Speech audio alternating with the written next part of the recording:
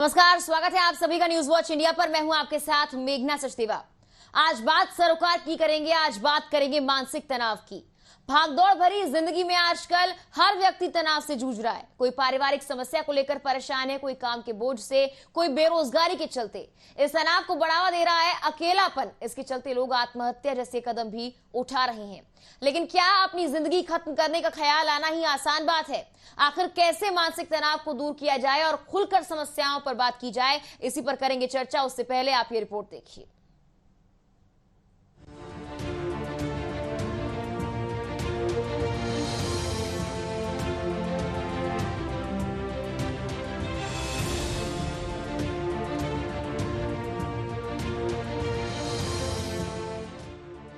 जैसे जैसे हमारा समाज आधुनिकता की ओर बढ़ता जा रहा है, वैसे वैसे इसमें बसने वाले लोगों में मानसिक रूप से तनाव भी बढ़ता जा रहा है। दुनिया में बसने वाली बड़ी आबादी आज किसी न किसी मानसिक तनाव से ग्रस्त है। किसी को काम की टेंशन है, किसी को परिवार की टेंशन, कोई अकेला है उसे अपने अकेलेपन की टेंशन, तो किसी को अपने भरे पूरे परिवार की टेंशन, किसी को शादी होने पर टेंशन, किसी को शादी ना होने पर भी टेंशन, किसी को पढ़ाई की टेंशन और किसी को व्यापार में नुकसान फायदे की टेंशन। यानी व्यक्ति चारों तरफ से किसी न किसी मानसिक तनाव से दो चार हो रहा है। कई बार यही मानसिक तनाव बढ़कर अवसाद यानी डिप्रेशन का रूप लेता है, जिससे उबर पाना हर व्यक्ति के लिए संभव नहीं है। खबर उत्तर प्रदेश के अलीगढ़ से है, जहां पर एक लड़की अपने परिवार वालों से नाराज होकर ग्रेट वैल्यू मॉल में घूमने आ गई। इसके बाद लड़की ने आत्महत्या करने की कोशिश की। मॉल की चौथी मंजिल पर चढ़ गई। मॉल की मंजिल से नीचे कूदकर आत्महत्या करने लगी। हालांकि इस दौरान ड्यूटी पर तैनात सुरक्षा कर्मी ने युवती को अपनी जान जोखिम में डालकर बचा लिया। घटना के बाद मॉल सुरक्षा कर्मियों ने किशोरी के परिवार वालों को मॉल बुलाया और उनके हवाले कर दिया। आत्महत्या कर रही लड़की का वीडियो सोशल मीडिया पर जमकर वायरल हो रहा है। ये कोई पहला मामला नहीं, बल्कि कोरोना जैसी महामारी आने के बाद से लोग मानसिक तनाव से और ज्यादा जूझ रहे हैं। हालांकि डिप्रेशन से कैसे निकला जाए और वाकई डिप्रेशन है, इस पर खास ध्यान देने की जरूरत है। Desk report, news watch India.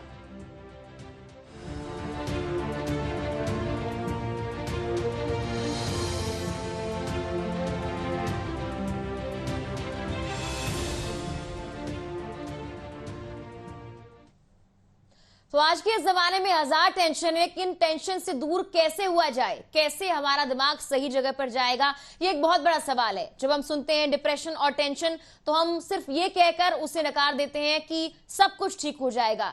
लेकिन क्या वाकई सब कुछ ठीक है, ये जानना जरूरी है। डिप्रेशन क्या है, उसके लक्षण क्या है, ये जानना जरूरी है। क्या सिर्फ आत्महत्या ही एक रास्ता बनता है? आपने वीडियो देखा कि कैसे एक लड़की सिर्फ परिवार से लड़ाई झगड़े के बाद कूदने की कोशिश कर रही थी, अपनी जान देने की कोशिश कर रही थी। आखिर क्यों उसके मन में एक ख्याल आए, ये जानने की जरूरत है। फिलहाल हमारे साथ डॉक्टर हिमिका जुड़ गई हैं। हिमिका जी, आपका बहुत बहुत स्वागत है न्यूज वॉच इंडिया पर। Thank you. हिमिका जी, आपने रिपोर्ट देखी, आपने सुना किस तरह से आजकल जो मामले हैं डिप्रेशन के बढ़ते जा रहे हैं, और हमने कई ऐसे मामले देखे हैं जहां पर डिप्रेशन के बाद इंसान अपनी जिंदगी खत्म करने की कोशिश करता है। सिर्फ ये डिप्रेशन अकेलापन ही नहीं, बल्कि पिछले कुछ महीनों में हमने ऐसे मामले देखे हैं जहां पर डिप्रेशन में इंसान इतना ज्यादा खो जाता है कि वो अपने आसपास हर चीज को भूल जाता है, परिवार से अलग हो जाता है, अकेलापन उसे अच्छा लगता है। क्या कारण हो सकते हैं, कैसे इसे दूर किया जाए? देखिए, डिप्रेशन या अवसाद हमेशा से था सोसाइटी में। ये इंसानों का एक पार्ट है, जीवन का पार्ट है, लेकिन इसका रूप बदल गया है जी। जैसे जैसे सोसाइटी में बदलाव आ रहा है। पहले तनाव की वजह होती थी रोटी, कपड़ा और मकान। अब इन चीजों के लिए अवेलेबिलिटी बढ़ गई है, तो अब तनाव की दूसरी वजह सामने आने लग गई है। एम्प्लॉयमेंट रेट्स बहुत बढ़ गए हैं, औरतें भी काम करने लग गई हैं। जी। तो हमारी बहुत सारी सोसाइटी में काम से रिलेटेड स्ट्रेस और तनाव बहुत बढ़ गया है, और ये मानसिक रोग जैसे कि डिप्रेशन या अवसाद का बहुत बड़ा कारण है। जी। जैसे कि और अगर हम बोले कि अवसाद के क्या साइंस हैं, डिप्रेशन के साइंस क्या है, उनसे पहचाने कैसे, तो ऐसा नहीं होता कि सुसाइड एक दिन में हो जाता है जी। और उससे पहले मरीज एकदम नॉर्मल चल रहा होता है, ऐसा नहीं होता।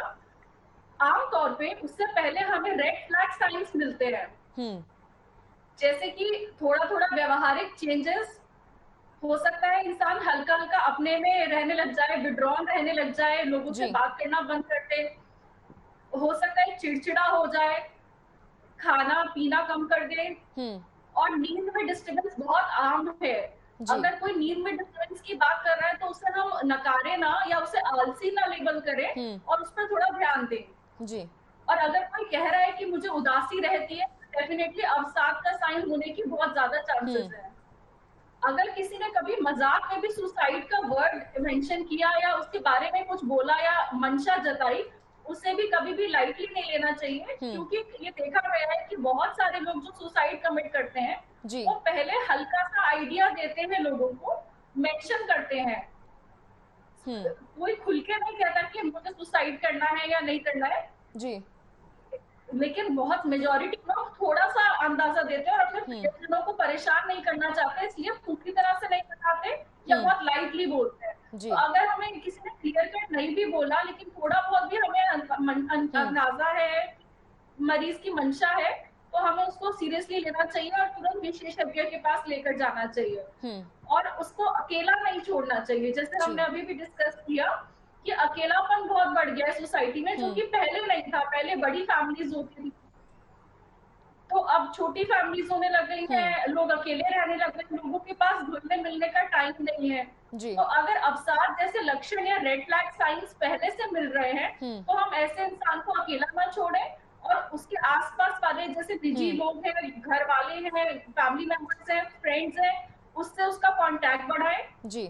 और उसको सपोर्ट दें। और अगर ऐसा लगे कि इन सब के बावजूद हेल्प नहीं मिल हम्म। रही है, तो फिर विशेषज्ञ के पास लेके जाएं। हिमिका जी, ये तो हमने बात की अकेलेपन की और उदासी की, लेकिन हमने पिछले कुछ महीनों में, कुछ सालों में ऐसे केसेस देखे हैं जहां पर हंसते खेलते हुए चेहरे हमारे सामने थे और अगले ही दिन वो हमारी जिंदगी से चले गए। हम सुशांत सिंह राजपूत की अगर बात करें, आज तक उनकी गुत्थी सुलझ नहीं पाई है, लेकिन ये कहा जाता है कि कहीं ना कहीं वो डिप्रेशन के शिकार थे, लोगों से उनका बात करना कम हो गया था। लेकिन अगर उनकी सोशल लाइफ की बात की जाए, काफी हैपनिंग थी, लोगों से बात करते थे, मिलते थे, उनके काफी सारे दोस्त थे, लेकिन किसी को अंदाजा नहीं हुआ कि उनके साथ आखिर हो क्या रहा था, किस चीज से वो गुजर रहे थे। यानी कि एक तरफ तो हम उदासी की बात करते हैं, लेकिन कुछ लोग ऐसे हैं जो खुश हैं और सबके सामने प्रिटेंड करते हैं कि उनकी जिंदगी में कुछ बुरा नहीं चल रहा है, लेकिन अंदर ही अंदर कुछ चीज उन्हें खा रही होती है और शायद उनको खुद भी वो लक्षण पता नहीं लगते कि वो डिप्रेशन की ओर ज्यादा जा रहे हैं। जी, आपने बहुत अच्छी बात, बहुत अच्छा मुद्दा उठाया। सुशांत जी के साथ एग्जैक्टली क्या हुआ ये तो आज तक क्लियर नहीं हुआ, लेकिन इस तरह के केसेस में क्या होता है ये हम डिस्कस कर सकते हैं। जी। अवसाद एक मेजर वजह है, लेकिन अवसाद अकेला कॉज नहीं है, डिप्रेशन अकेला जी। कॉज नहीं है। नशे का सेवन करना, बहुत सारे नशे इंसान को कंफ्यूजन में डाल सकते हैं और जी। नशे की हालत में इंसान सुसाइड कर लेता है और कभी कभी दूसरे की हत्या, यानी कि होमिसाइड भी कर सकता है।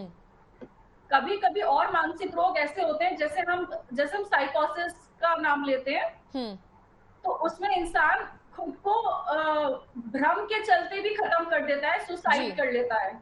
कभी कभी ऐसे रोग होते हैं जिसमें आवाजें आती हैं मरीज को और आवाजें कहती है कि सुसाइड कर लो, तो उसका प्रेजेंटेशन डिप्रेशन से फर्क होगा, लेकिन इन चीजों के बारे में हमें मालूम नहीं होता। जी। लेकिन अब सवाल ये उठता है कि आम जनता कैसे पहचाने कि इस तरह की दिक्कतें हैं। नशे में तो पता चल जाएगा, मान लीजिए शराब पीता इंसान तो स्मेल आएगी, काम खराब होगा और नशा करता हुआ दिख भी जाएगा इंसान। और कोई नशा जैसे सूखा नशा करता है इंसान, तो उसमें भी उसका काम धीरे धीरे खराब होने लगेगा, पैसों की प्रॉब्लम्स आने लगती हैं और या काम धंधे में डिस्टर्बेंस आता है, सोशल लाइफ में डिस्टर्बेंस आता है। तो इन सब चीजों से हम नशे की प्रेजेंस को पहचान सकते हैं और इससे पहले कि वो इतना सीवियर हो कि सुसाइड जैसे स्टेप्स पर जाए, हम पहले ही विशेषज्ञ के पास ले आए। जी। और बाकी जो मानसिक रोग हैं उनमें भी व्यवहारिक बदलाव होते हैं। नींद बहुत कॉमन प्रॉब्लम है जो हर मानसिक रोग में डिस्टर्ब हो सकती है। जी। और शुरुआती दौर में नींद ही अकेली, कई बार अकेली प्रॉब्लम होती है। नींद, भूख, काम में डिस्टर्बेंस, कंसंट्रेशन की प्रॉब्लम, जी। या किसी भी प्रकार का डिस्टर्बेंस या किसी भी प्रकार का प्रॉब्लम या व्यवहारिक बदलाव या पर्सनालिटी में चेंज जो पर्सन में देखा जाए, तो ये इंडिकेटर होता है कि कोई मानसिक रोग हो सकता है, कोई मानसिक तकलीफ हो सकती है और इसको विशेषज्ञ की मदद करने की मदद जरूरत है। हेमिका जी, हम आजकल जागरूकता फैलाते हैं एंजाइटी, स्ट्रेस और डिप्रेशन तीनों चीजों को लेकर, लेकिन अगर हम रूरल एरियाज में जाएं तो इन चीजों के बारे में किसी को पता नहीं है और ना ही कोई जानना चाहता है। उनके लिए ये शब्द बिल्कुल ऐसे शब्द हैं जैसे कोई अंग्रेजी के शब्द हैं और उनको उनसे कोई मतलब वास्ता रखना ही नहीं है, बिल्कुल गोस्ट कर देना है उन शब्दों को।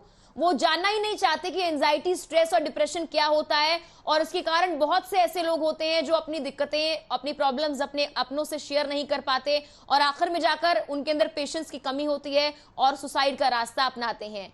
बाद में कह दिया जाता है कि तमाम तरह की समस्याएं थी, लेकिन शुरुआती दौर में अगर एंजाइटी, स्ट्रेस, डिप्रेशन तीनों बीमारियों को, जो कि गंभीर बीमारी भी है, इनको पहचान लिया जाए, भले ही इनके लक्षण ज्यादा गंभीर ना हो, तो शायद इंसान की जान बच सकती है, उसे सपोर्ट मिल सकता है। जी बिल्कुल ठीक बात है। और ये कहना गलत होगा कि रूरल एरियाज में स्ट्रेस नहीं है, ये सिर्फ अर्बन एरियाज की प्रॉब्लम है, क्योंकि ये भी एक मिथ्या है। लोग ये माना करते हैं कि ये तो मॉडर्न एज की प्रॉब्लम है, ये पहले के जमाने में या गाँव में नहीं होता। अगर गांव में नहीं होता तो इतना हमारे किसान सुसाइड नहीं कर रहे होते। बिल्कुल। और बाकी भी इतने सारे लोग हैं जो चिंता से, एंजाइटी से ग्रस्त हैं। बहुत सारे गांव में गरीबी है, खाने पीने की भी कमी हो जाती है कभी कभी, और जीवन निर्वाहन में प्रॉब्लम आती है। तो ये सारी रोटी, कपड़ा, मकान भी अपने आप में बहुत बड़ा स्ट्रेसर है जी। और इसका प्रॉब्लम ये है कि गांव में रिपोर्टिंग नहीं है और गांव में इस चीज का एक्सेप्टेंस नहीं है। कई बार अगर स्ट्रेस से संबंधित डिप्रेशन या कोई और बीमारी होती है तो लोग झाड़ फूक के लिए ले जाते हैं, कई बार अगर एजुकेशन कम होती है तो ये वहां पर इस तरह के जो सिचुएशन से अनट्रीटेड चले जाते हैं। पूरी जिंदगी बीत जाती है, कभी कभी जिंदगी खत्म भी हो जाती है सुसाइड के रास्ते, और बेचारे इंसानों को हेल्प नहीं मिल पाती और कोई कभी पहचानता नहीं कि इससे मानसिक रोग था जी। तो अगर हम गांव में अवेयरनेस बढ़ाएं या इस तरह के प्रोग्राम्स करें, जैसे हमारे पास आशा वर्कर्स होती हैं या और भी हेल्थ वर्कर्स होते हैं, उनकी हेल्प लें जिनका कम्युनिटी से डायरेक्ट कांटेक्ट है, तो हम डिप्रेशन, एंजाइटी, स्ट्रेस का एवेल्युएशन कर पाएंगे और उस हिसाब से प्रोग्राम्स बना पाएंगे जिससे कि मदद कर पाए जी। हेमिका जी, हमने आजकल ये भी देखा है कि एंजाइटी, स्ट्रेस के साथ साथ पेशेंस की कमी बहुत ज्यादा है। जो वीडियो अपनी रिपोर्ट में हमने दिखाया उसमें जो कारण बताया गया कि लड़की क्यों सुसाइड करना चाह रही थी, वो ये था कि परिवार वालों से मामूली झगड़ा हुआ था। हमने पहले के जमाने देखे हैं कि टीचर बच्चे को मारती थी तो भी वो चुप था, अगर पेरेंट्स बच्चे को समझा रहे हैं, डांट रहे हैं, मार रहे हैं तो भी वो चुप था। लेकिन आज की जनरेशन में पेशेंस की कमी होती जा रही है। छोटी सी बात, छोटा सा झगड़ा और उसके बाद किस तरह से वो हमें गलत रास्ते पर ले जाता है, ये वीडियो अपने आप में बताने के लिए काफी है। क्या कारण है कि पेशेंस की इतनी कमी हो रही है आज की जनरेशन में, और क्या उपाय हम कर सकते हैं? क्या मेडिटेशन, योगा, ये सब हमें सही रास्ते पर ले जा सकता है, या वाकई एक डॉक्टर से हमें कंसल्ट करने की जरूरत है कि ये पेशेंस की कमी क्यों होती है? देखिए, हमारी लाइफ बहुत फास्ट हो गई है जी। सिर्फ यूथ में ही नहीं, थ्रू आउट जो भी काम कर रहा है आजकल जल्दी आगे बढ़ना चाहता है जी। और आजकल एवेन्यूज भी बढ़ गए हैं, जल्दी ही आगे बढ़ने का सिटीज में बहुत ज्यादा अवेलेबिलिटी होती है।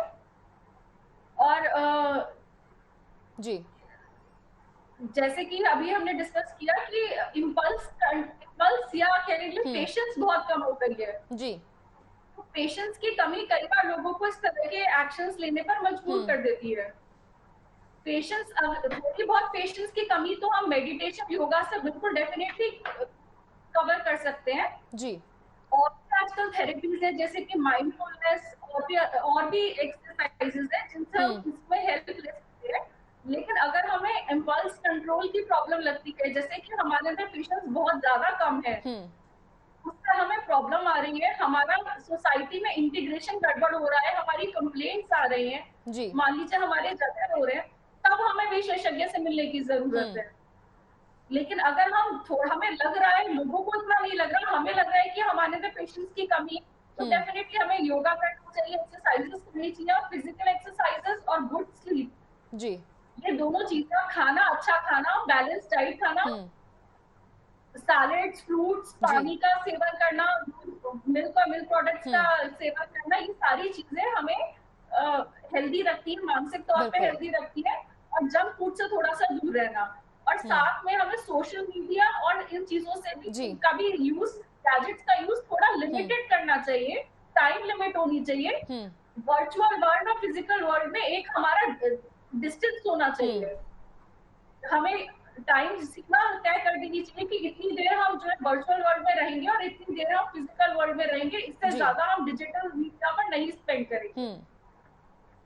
मैम, हम बात कर रहे हैं यहाँ पर भागदौड़ भरी जिंदगी की और कैसे हमारी लाइफ जो है बहुत तेजी के साथ आगे बढ़ रही है। इसमें अक्सर जब कोई बात करना चाहता है तो हमें सलाह मिलती है। हम किसी से अगर ये कहते हैं कि हम डिप्रेशन में हैं या हमें ये दिक्कत है तो अक्सर हमें ये सलाह मिलती है कि सब कुछ ठीक हो जाएगा वक्त के साथ।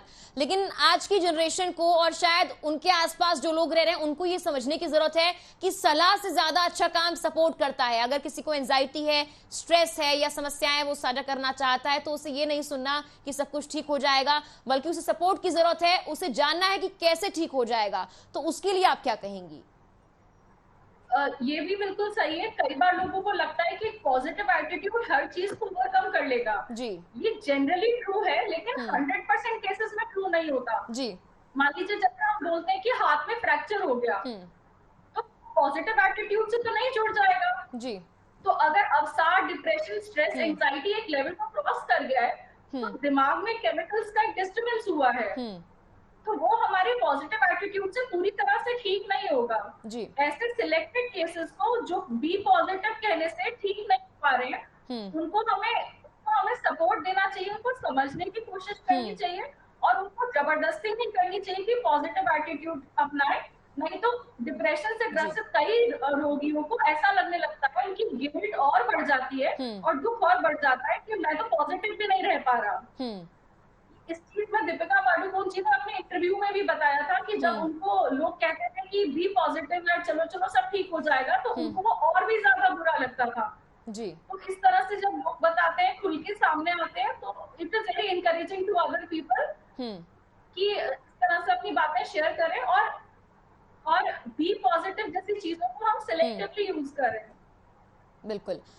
हेमिका जी, हमने पिछले कुछ सालों में ये भी देखा है बहुत सारे लोगों में कि विक्टिम बनने की कोशिश करते हैं। उनके अंदर जो चल रहा है वो उसे एक्सेप्ट करे ना करे, लेकिन हर बात में उनको लगता है कि हम लोग विक्टिम हैं। और कहीं ना कहीं ये भी डिप्रेशन का एक साइन हो सकता है, एंजाइटी, स्ट्रेस का साइन हो सकता है कि हर बात में अपने आप को ये कह देना कि ठीक है, मैं ही गलत हूं, मुझसे ही गलती हुई होगी। शायद इस एटीट्यूड को बदलने की जरूरत है। शायद इस चीज को लेकर भी लोगों को जानने की जरूरत है कि विक्टिम नहीं बनना है, आपको स्ट्रांग बनना है और विक्टिम बनने से आप और ज्यादा कमजोर हो जाओगे।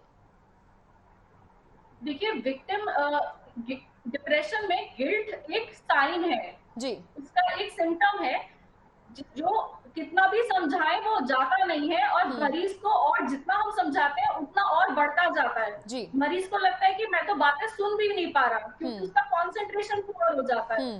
तो कभी कभी लगता है कि क्या ये अटेंशन के लिए कर रहा है जी। तो कुछ रोगी होते हैं जो अटेंशन के लिए अपने को बीमार डिक्लेयर करते हैं और अटेंशन सीकिंग बिहेवियर करते हैं, मगर डिप्रेशन के सारे मरीज अटेंशन के लिए ऐसा नहीं करते और वो सच में उस चीज से, उस बिलीफ से गुजर रहे होते हैं और वो सच में मानते हैं कि वो सबसे खराब है या उनकी गलती है और वो इस तरह की चीजें वर्कलेसनेस बढ़ाती हैं और कभी कभी सुसाइड की तरफ धक्का भी दे देती हैं।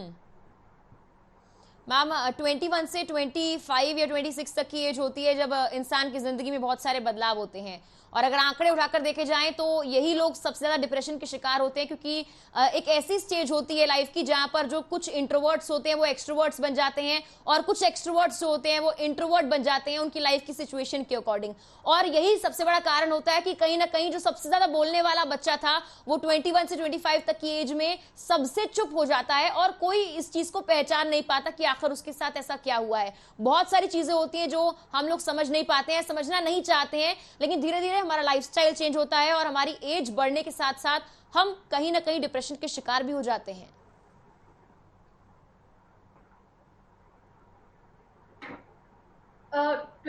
अर्ली 20s की जैसे आपने बात करी तो ये वो टाइम है जब बच्चा स्कूल से बाहर निकला है जी और अब रियल वर्ल्ड में एंटर कर रहा है या रियल वर्ल्ड में अपनी जगह ढूंढने की कोशिश कर रहा है जी। तो उसकी पर्सनल लाइफ भी चेंज होती है, उसमें बहुत सारे बदलाव आते हैं और प्रोफेशनली भी वो स्ट्रगल कर रहा होता है जी। और अब हमारी पूरी सोसाइटी में एक वर्क करना या बीइंग एम्प्लॉयड एक तरह का मैंडेट हो गया है, जरूरत बन गई है और कोई घर पे नहीं बैठना चाहता। तो काम का स्ट्रेस, करियर का स्ट्रेस अपने पीक पर होता है अर्ली 20s में। और कई बार जो है रिलेशनशिप इश्यूज भी आने लगते हैं, क्योंकि आप स्कूल से बाहर निकलते हो, बाहर जाते हो, वयस्क हो, अब अडल्ट हो, तो आप नेचुरली अपने लिए एक पार्टनर ढूंढते हो, रिलेशनशिप्स में आते हो, ब्रेकअप्स होते हैं, तो ये भी टेंशन की, अवसाद की और स्ट्रेस की बहुत बड़ी वजह है जी। प्लस अब पेरेंट्स का निरीक्षण खत्म हो जाता है, तो इसमें आपको छूट मिल जाती है, खर्चा अपना खुद निकालना है। कभी-कभी लोग या यूथ खर्चा ज़्यादा करने लगते हैं और कभी-कभी गलत संगति में पड़ के नशे या क्राइम की तरफ भी चले जाते हैं, जी। जो कि स्कूल तक पेरेंट्स और स्कूल के कंट्रोल में रहते थे, तो उस तरह की चीज़ों में थोड़ा-सा रुकाव रहता था। ये सारी वजह हमें लगती है कि अर्ली 20s में एकदम सडन चेंजेस होते हैं, तो कई बार जो लोग हैंडल नहीं कर पाते उनमें मानसिक रोग जैसे कि अवसाद बहुत कॉमन है। मैम, हम सोचते हैं कि अब जब अर्ली 20s के बाद बच्चा स्कूल से बाहर निकल रहा है तो पेरेंट्स को ज्यादा इंटरफेरेंस नहीं करना चाहिए, और कहते भी हैं कि जितना ज्यादा इंटरफेरेंस होगा उतना बच्चा गलत दिशा में जाएगा। लेकिन उसके उलट बिल्कुल सिचुएशन नजर आ रही है कि इंटरफेरेंस नहीं हो रहा है तो बच्चा गलत दिशा में जा रहा है। आजकल पीयर प्रेशर है, बॉडी इमेज की चिंता है, बहुत सारी चीजें हैं जिसको सोचकर जो बच्चा है जब वो बड़ा होता है, अर्ली 20s में आता है, तो वो अपने आप को डेवलप करने की कोशिश करता है, लेकिन वो उसके चक्कर में गलत चीजों में पड़ जाता है और पेरेंट्स की मॉनिटरिंग नहीं होती, पेरेंट्स का इंटरफेरेंस नहीं होता, इसीलिए उसको रोकने वाला कोई नहीं होता। तो पेरेंट्स का रोल क्या हो सकता है, उनके लिए आपका संदेश क्या होगा? देखिए, इंटरफेरेंस और इन्वॉल्वमेंट के बीच में भी एक बहुत पतली लाइन है जी। इन्वॉल्वमेंट बहुत ज्यादा जरूरी है और वो सडनली एक दिन नहीं कर सकते, वो हमें बचपन से ही आदतों में डालना पड़ेगा। जी। बच्चे के पूरे डेवलपमेंट, होलिस्टिक डेवलपमेंट इम्पोर्टेंट है। सिर्फ एक ये नहीं कि सोशल गेमिंग या फिर एंटी सोशल एक्टिविटीज, इन चीजों में हम सडनली अपना इन्वॉल्वमेंट करेंगे। हम बच्चे के साथ अगर शुरुआत से फ्रेंडली व्यवहार बना के रखेंगे, बच्चे को टाइम देंगे, बच्चे के साथ डेली कुछ ना कुछ एक्टिविटीज करेंगे और फिजिकल एक्टिविटीज जैसे कि लूडो खेलना, कैरम खेलना या बाहर के फिजिकल एक्टिविटी वाले बैडमिंटन है, फुटबॉल है, कुछ खेलना उसके साथ, इन चीजों से, और उसके साथ डेली खाना खाना, बातें करना डेली स्कूल में, ये सारी बातें डिस्कस करना। अगर इस तरह की चीजें हम शुरुआत से ही आदत डालेंगे तो हमें ऐसा नहीं लगेगा कि वो पेरेंट और इंटरफेयर कर रहा है, ऐसा लगेगा कि आप फ्रेंड है और लाइफ में इन्वॉल्व है। और बच्चे को अगर कुछ दिक्कत आएगी तो वो गलत संगति की तरफ जाने की जगह या गलत दोस्तों से हेल्प मांगने की जगह अपने पेरेंट्स से हेल्प मांगेगा। जी। तो कोई चीज एकदम से अचानक नहीं होती, गलत रास्ते पर बच्चा कभी एकदम से नहीं चलता, धीरे धीरे ये ड्यू प्रोसेस होता है, धीरे धीरे होता है।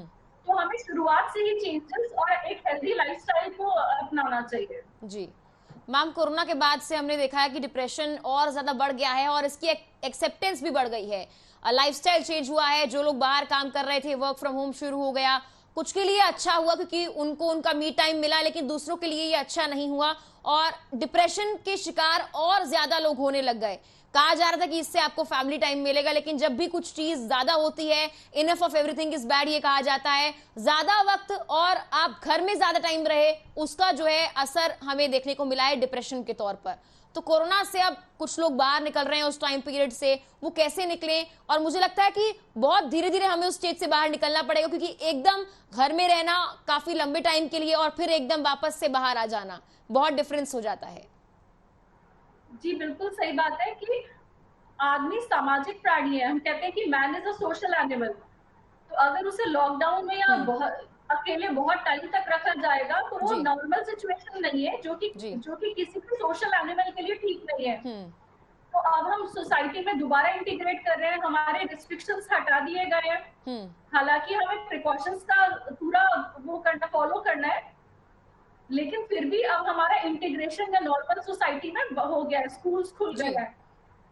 तो अब जो प्रॉब्लम्स हमें क्लिनिक्स में देखने को आती हैं कि बच्चे जो दोबारा से स्कूल जा रहे हैं, वो उन्होंने पिछले 2 साल से खास पढ़ाई नहीं करी, कि एग्जाम सारे ऑनलाइन हुए तो उन्होंने बुक्स खोल के एग्जाम दिए, तो उनको पढ़ने की आदत नहीं पड़ी। तो सडनली जब एग्जाम्स आ रहे हैं या कॉलेजेस खुल रहे हैं, सुबह जल्दी उठना पड़ रहा है, टाइम से जाना पड़ रहा है, तो बच्चों को सबसे ज्यादा दिक्कत आ रही है। जी। ऑफिस में कई वर्क फ्रॉम होम खत्म हो रहा है, तो वहां पर भी जो लोग जा रहे हैं उनको सुबह उठना, शाम को टाइम से सोना, जो शेड्यूल है पूरा, वो हेक्टिक लगने लगा है। जी। तो डेफिनेटली उसको हमें ओवरकम करना पड़ेगा। हमारे पास ऑप्शन नहीं है और अकेले रहना कोई सॉल्यूशन नहीं है। बिल्कुल। लेकिन ग्रेजुअली हमें धीरे-धीरे आदत डालनी चाहिए, लोगों के साथ कॉन्टैक्ट बना के रखना चाहिए, जी। अपने आस-पास देखना चाहिए कि हम अकेले नहीं हैं, ये प्रॉब्लम हमारी नहीं है, ये विश्व में हर इंसान के साथ प्रॉब्लम आई है। जी। तो जैसे सब कोप कर रहे हैं, हम भी कोप करेंगे। तो पहला तो इसमें हम अकेला ना माने खुद को। और फिर अपना कॉन्टैक्ट जैसे सोशल मीडिया के थ्रू जिसके साथ कॉन्टैक्ट में थे, अब फिजिकली धीरे-धीरे थोड़ा बहुत जी। कॉन्टैक्ट बनाना शुरू करें और एक्टिविटीज में इन्वॉल्व हों। बिल्कुल, धन्यवाद हेमिका जी जुड़ने के लिए हमारे साथ। समस्या को जानना जरूरी है, आपने बिल्कुल सही कहा, और समस्या जानने के बाद समाधान करना भी जरूरी है। आप समस्या को जान पाएंगे तभी उसका समाधान कर पाएंगे। आपने मैम जो चीजें हमें बताई, उम्मीद करते हैं कि हमारे दर्शकों तक वो पहुंचे, और जो भी लोग डिप्रेशन से जूझ रहे हैं उनके लिए आज का ये खास एपिसोड रहा, और वो जाने कि डिप्रेशन से कैसे वो दूर हो सकते हैं। सुसाइड एक मात्र रास्ता नहीं है। आप लोग समस्या को जाने, डिप्रेशन, स्ट्रेस, एंजाइटी क्या है, इनको जाने, और उसके बाद आप डॉक्टर से कंसल्ट भी कर सकते हैं, या फिर खुद भी आप सोच सकते हैं कि आखिर कैसे डिप्रेशन से आप बाहर निकल सकते हैं। लेकिन एक बार फिर कहेंगे, सुसाइड एक रास्ता नहीं है। फिलहाल के इस प्रोग्राम में इतना ही। नमस्कार।